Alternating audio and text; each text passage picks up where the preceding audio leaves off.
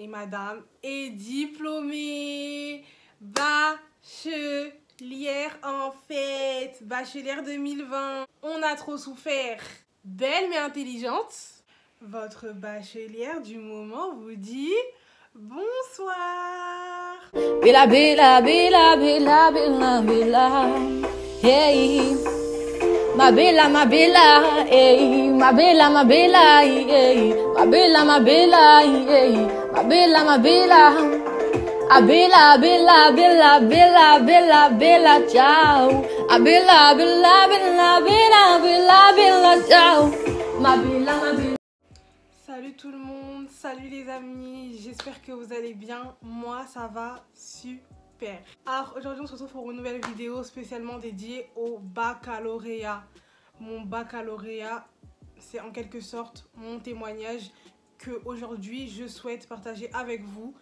J'en ai déjà un peu parlé sur Snap et sur Instagram, donc si tu ne me suis pas encore sur Instagram et sur Snap, va quand même me suivre là-bas, c'est là-bas où je suis c'est là-bas où je suis le plus présente, c'est là-bas où je poste régulièrement des choses sur ma vie, etc., etc. Je partage un peu ma vie, donc allez me suivre sur Instagram et sur Snapchat. Bien évidemment, avant de commencer la vidéo, abonne-toi, like, commente, partage, voilà, tu sais ce que tu as à faire, puis voilà. Bref, je vais vous parler un peu du baccalauréat, je vais vous parler un peu de ce que j'ai vécu, de plein de choses, etc., etc. Vous allez comprendre au fil de l'histoire. Donc comme je le disais précédemment, ceux qui m'ont sur Snap connaissent un peu déjà un peu l'histoire. Mais là, je vais vraiment rentrer dans les détails, vraiment pour que vous compreniez bien pourquoi ça me touche autant d'avoir eu le bac, etc. Parce que certes, j'ai eu mon bac, mais derrière ça, il y a une autre histoire en fait. Je sais même pas par où commencer, je sais pas par quoi commencer. C'est waouh, c'est un sujet vraiment. J'espère que je vais même pas pleurer devant la caméra parce que flemme de pleurer. Donc là, Dieu est au contrôle de cette vidéo là.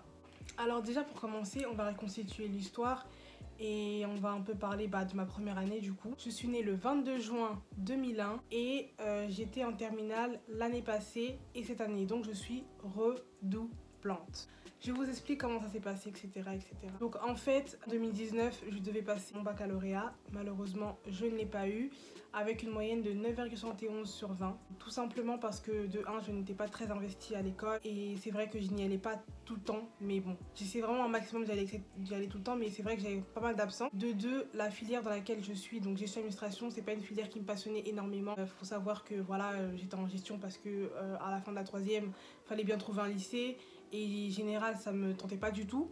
Donc je me suis dit, allez, pourquoi pas faire de la gestion d'administration. J'hésitais entre commerce, mais commerce, les maths et moi, ça fait 0 en fait. Qui aime les maths ici? Pas moi. Donc pendant l'année 2018-2019, du coup j'étais en terminale 91, j'habitais chez ma mère à Grigny avec tous mes frères et sœurs, etc. Et ça se passait pas très bien aussi à la maison, il y avait des petits soucis. Et quand vous êtes un peu dans l'âge, vous voulez trop répondre, vous voulez trop montrer que, alors que rien du tout en fait. J'étais un peu dans cet âge-là. Du coup j'avais des tensions à la maison, j'étais pas bien et ça facilitait pas les choses aussi pour mon apprentissage. Il y avait aussi le fait qu'on faisait souvent des reproches, genre tout le temps tu rentres des cours, des reproches, tu sors de la maison, des reproches, tu fais des trucs, des reproches. Au bout d'un moment, vous perdez confiance en vous et ça fait que voilà quoi, vous n'arrivez pas à être concentré à l'école, vous n'arrivez pas à faire certaines choses.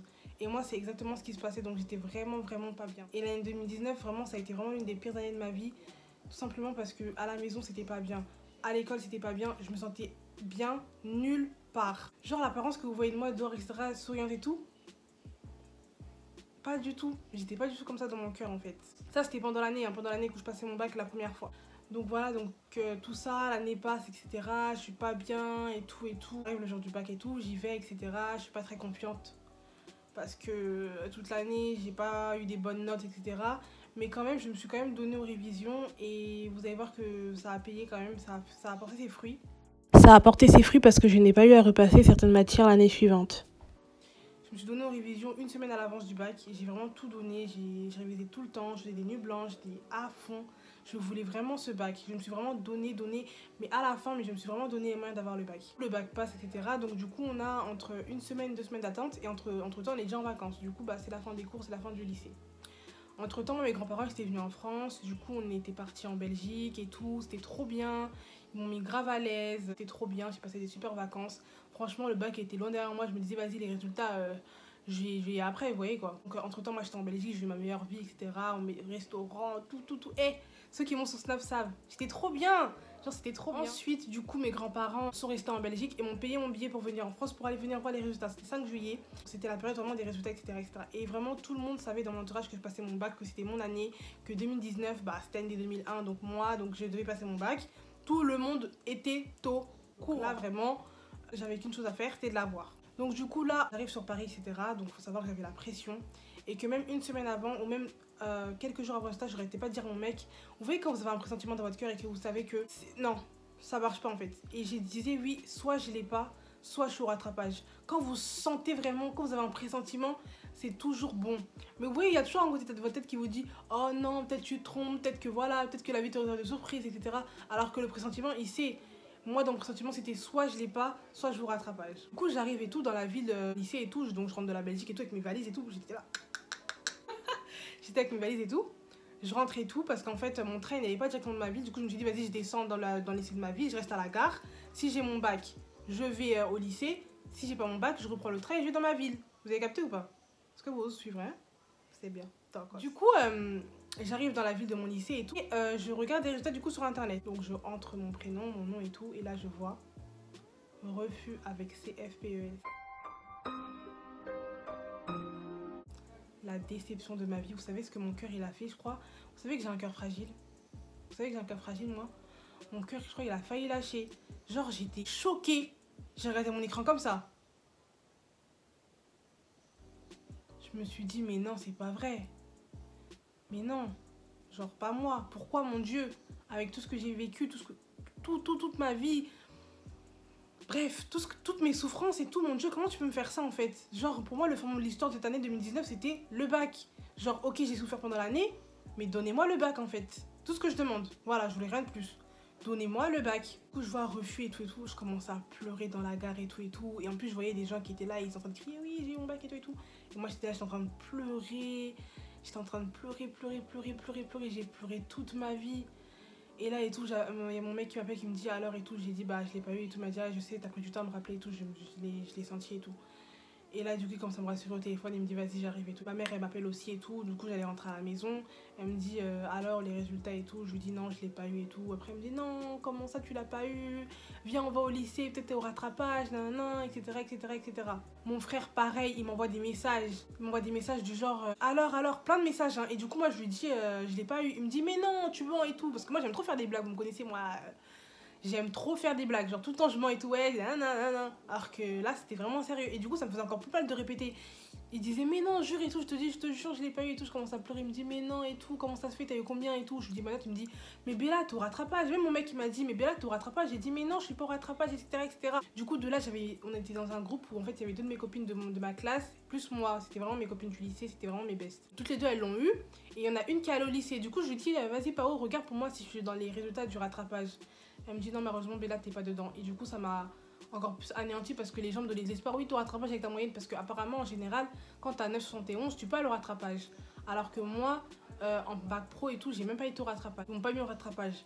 Et du coup et tout elle me dit non malheureusement tu vas pas eu et tout. Et là je commence à pleurer, elle me réconforte et tout etc. Donc ce dit en passant j'ai pas précisé mais c'est vrai que l'année dernière aussi j'avais des problèmes de santé que personne ne sait. Enfin à l'heure actuelle à part mon copain ou quelques personnes et tout. Bref en tout cas j'avais des problèmes de santé. Et ça a fait que...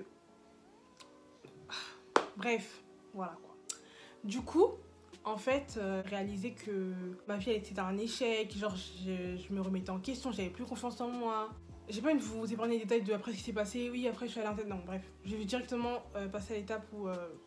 voilà. Du coup, donc j'ai pas eu mon bac et tout, ma mère elle était pas fière de moi et tout. Elle m'a réconforté 2 minutes et ensuite elle m'a fait des reproches, voilà, t'avais qu'à réviser, non et tout. C'est pas bien à la maison, etc. Je me suis dit qu'est-ce que je vais faire. Je suis partie voir ma CPE, elle m'a donné mon relevé de notes, elle m'a dit qu'il n'y avait plus de place dans le lycée, que voilà, mais qu'aller chercher ailleurs et que voilà, et qu'on se tient au courant, etc. Que, clairement, j'avais même pas de lycée, j'avais rien et tout. Et il restait quelques jours avant les fermetures des inscriptions des lycées et tout, donc je commençais un peu à paniquer et tout, parce que c'est les résultats, quelques jours après c'est la fermeture des lycées, et vous avez que quelques jours pour postuler, sinon vous devez attendre jusqu'à fin août, donc pendant les vacances vous savez même pas si vous avez un lycée, pour la rentrée ou pas. Du coup, j'ai commencé un peu à paniquer et tout. Mon père, il me dit, bah tu sais quoi et tout, je te laisse à côté de chez moi. Comme ça, bah si t'es prise, bah tu viendras habiter ici. Moi, dans ma tête, je me suis dit, bah trop bien parce qu'en fait, je voulais pas refaire dans le 9-1, clairement, parce que flemme de refaire dans le lycée où t'as échoué, flemme de re-être dans l'environnement où t'as été blessé. En fait, tu vas jamais guérir dans cet environnement-là. Du coup, j'étais trop contente qu'elle m'a proposé ça et j'ai même pensé, etc. Mais il me l'a proposé en avance. Et du coup, j'ai regardé dans les lycées et tout qui étaient à côté de chez mon père et tout. Et j'ai envoyé ma candidature. Et là, directement, le jour J, je crois, j'ai envoyé le matin, l'après-midi, on m'a appelé, ils m'ont dit oui, vous êtes prise et tout.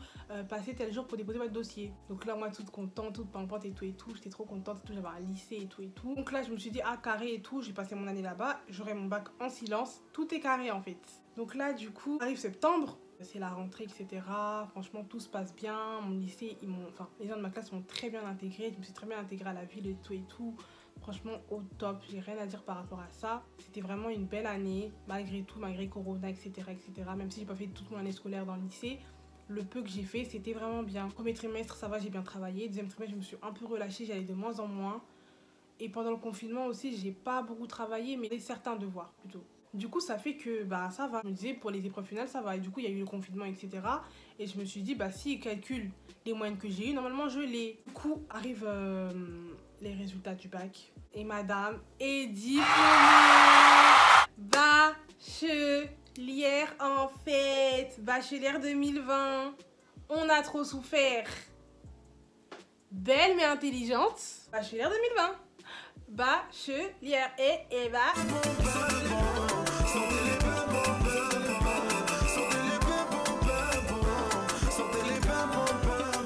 Bref, en tout cas, je vous ai fait cette vidéo pour vous expliquer en fait dans la vie que certes, il y a des échecs, certes, ça peut faire mal, certes, vous allez vous remettre en question, vous allez vous être traité de tous les noms. Vous savez que moi, je me suis détestée, je me suis dit, mais je sers à rien dans cette terre. J'étais tellement anéantie. Pour moi, le bac, c'était la fin du monde. Genre, t'as pas ton bac, t'es une merde. Genre, le bac, pour moi, c'était grave important. Et je me sous-estimais à la mort, je commençais à perdre confiance en moi. Genre, j'étais pas bien, j'ai arrêté YouTube. Vous avez bien vu que pendant au moins 5 mois, 6 mois, j'ai pas posté de vidéo. Comment vous voulez glow up comme ça, genre vous postez pas régulièrement, etc.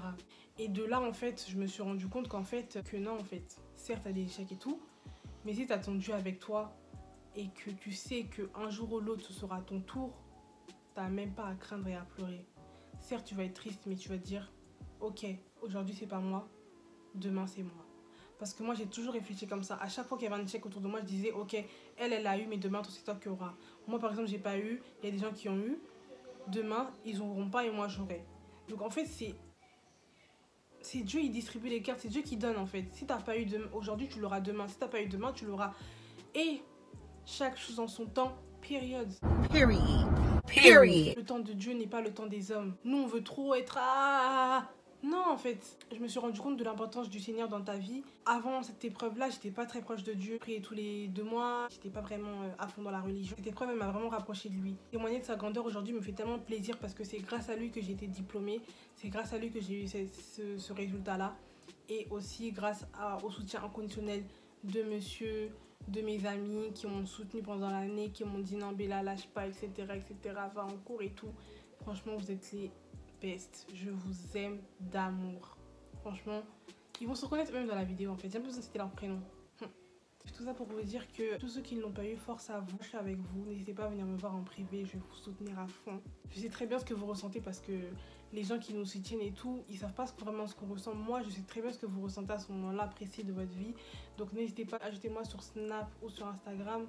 Et je vous réconforterai sans souci. Vraiment, je suis de tout cœur avec vous.